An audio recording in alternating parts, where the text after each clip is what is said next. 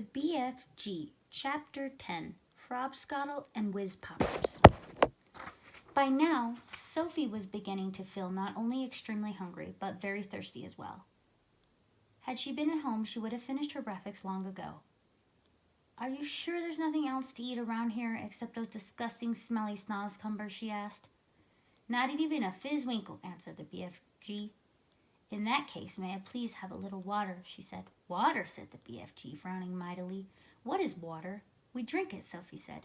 "What do you drink?" "Frobscottle," announced the BFG. "All giants is drinking Frobscottle." "Is it as nasty as the SNACSTV.com?" Sophie asked. "Nasty?" cried the BFG. "Never is it nasty. Frobscottle, sweet and jumbly." He got up from his chair and went to the second cupboard. He opened it and took out a glass bottle that must have been 6 feet tall. The liquid inside it was pale green, and the bottle was half full. "Here is Frobscottle," he cried, holding the bottle up proud and high, as though it contained some rare wine. "Delumptious fizzy Frobscottle," he shouted. He gave it a shake, and the green stuff began to fizz like mad. "But look, it's fizzing the wrong way," Sophie cried. And indeed it was. The bubbles, instead of traveling upward and bursting on the surface, were shooting downward and bursting at the bottom. A pale green, frothy fizz was forming at the bottom of the bottle. "What on earth is you mean in the wrong way?" asked the BFG. "In our fizzy drinks," Sophie said, "the bubbles always go up and burst at the top." "Upwards is the wrong way," cried the BFG. "You mustn't ever be having the bubbles going upwards. That the most flumbunking rubbish I ever is hearing." "Why do you say that?" Sophie asked. "You is asking me why?" cried the BFG, waving the enormous bottle around as though he were conducting an orchestra. "You is actually meaning to tell me you cannot see why it is a scrawty mistake to have the bubbles flying up instead of down? You said it was flubbunking. Now you say it's scrawty. Which one is it?" Sophie said politely. "Both," cried the BFG. "It is flubbunking and scrawty mistake to let the bubbles go upward. If you can't see why, you must be as quacky as a duckhound. By Ringo, your head must be full of frobsquinkers and buzzwanglers. I is frittered if I ever know you can think at all." "Why shouldn't the bubbles go upward?" Sophie asked. "I will explain," said the BFG, "but tell me first what name is you calling your Frobscottle by?" "One is Coke," said Sophie, "another is Pepsi. There are a lot of them." "And the bubbles is always going up?" "They all go up," Sophie said. "Catastrophe!" cried the BFG. "Upgoing bubbles is catastrophe. "Will you please tell me why?" Sophie asked. "If you will listen carefully, I will try to explain," said the BFG. "But your brain is so full of bug whiffles, I doubt you will ever understand." "I'll do my best," Sophie said patiently. "Very well, then. When you is drinking that cokey drink of yours," said the BFG, "is going straight down your tummy. Is that right or left?" "It's right," Sophie said. "And the bubbles is going down into your tummy. Right or left?" "Right again," Sophie said. "And the bubbles is fizzing upward?" "Of course," Sophie said.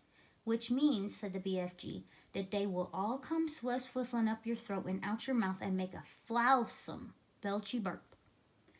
"That is often true," Sophie said. "But what's wrong with a little burp now and then? It's sort of fun." "Burping is filsome," said the BFG. "Us giants is never doing it." "But with your drink," Sophie said.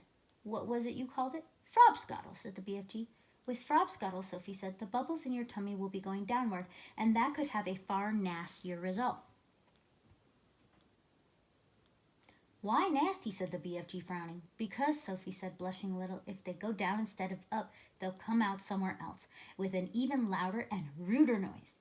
"A whiz popper!" cried the BFG, beaming at her. "Us giants is making whiz poppers all the time. Whiz popping is a sign of happiness. It is music in our ears. You surely is not telling me that a little whiz popping is forbidden among human beings." "It is considered extremely rude," Sophie said. "But you is whiz popping, is you not, now and again?" asked the BFG. "Everyone is whiz popping. That's what you call it," Sophie said. "Kings and queens are whiz popping. Presidents are whiz popping. Glamorous film stars are whiz popping. Little babies are whiz popping. But where I come from, it is not polite to talk about it." "Redunculous," said the BFG. "If everyone is making whiz poppers, then why not talk about it? We is now having a swiggle of delicious Frobscottle, and you will see the happy results." The BFG shook the bottle vigorously. The pale green stuff fizzed and bubbled. He removed the cork and took a tremendous gurgling swig. It's glummy, she cried. For a few moments, the big friendly giant stood quite still, and look of absolute ecstasy began to spread over his long, wrinkly face. Then suddenly, the heavens opened, and he let fly with a series of loudest and rudest noises Sophie had ever heard in her life. They reverberated around the walls of the cave like thunder, and the glass jars rattled and the shelves. But most astonishing of all, the force of the explosion actually lifted the enormous giant clear off his feet like a rocket. Whoopee! He cried when he came down to earth again. Now that's whiz-popping for you. Sophie burst out laughing. She couldn't help it. Have some yourself, cried the BFG, tipping the neck of the enormous bottle towards her. Don't you have a cup? Sophie said. No cups, only bottle. Sophie opened her mouth, and very gently the BFG tipped the bottle forward and poured some of the fabulous frobscottle down her throat. And oh my gosh, how delicious it was. It was sweet and refreshing. It tasted of vanilla and cream and just the faintest trace of raspberries on the edge of the flavor. And the bubbles were wonderful. Sophie could actually feel them bouncing and bursting around in her tummy. It was an amazing sensation. It felt as though hundreds of tiny people were dancing a jig inside her, tickling her with their toes. It was lovely. It's lovely, she cried. Just wait, said the BFG, flapping his ears. Sophie could feel the bubblies travel lower and lower to her tummy, and then suddenly, inevitably, the explosion came. The trumpet sounded, and she made the walls of the cavern ring and the sound of music and thunder.